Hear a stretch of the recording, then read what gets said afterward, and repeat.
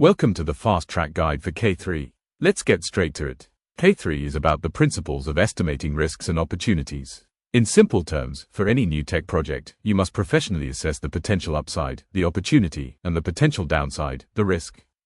The key word is estimating. This isn't a wild guess. It's an educated judgment based on evidence. This matters because it proves you understand the commercial reality of your work. It's a core skill that separates junior team members from senior strategic thinkers. Let's look at real examples. An opportunity might be that a new software solution could save the company £100,000 a year.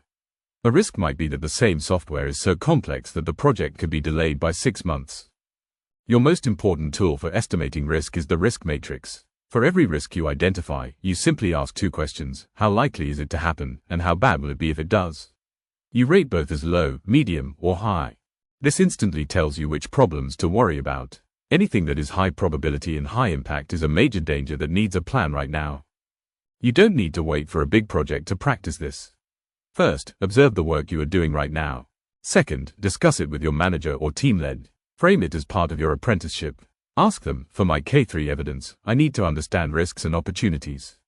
In your opinion, what's the biggest opportunity for this project, and what's the biggest risk? Third, document their response in your portfolio log. Note down the opportunity and the risk they mentioned. This simple act of asking and recording is a powerful way to show you are actively learning and applying these principles in your workplace. Here's exactly how to evidence this. For your portfolio, create a simple risk matrix. Take a piece of work you've done, brainstorm 3 to 5 things that could have gone wrong, estimate their probability and impact, and put them in the grid. Then, write a short paragraph about the biggest risk and how the team managed it. This is a classic, high-value piece of evidence.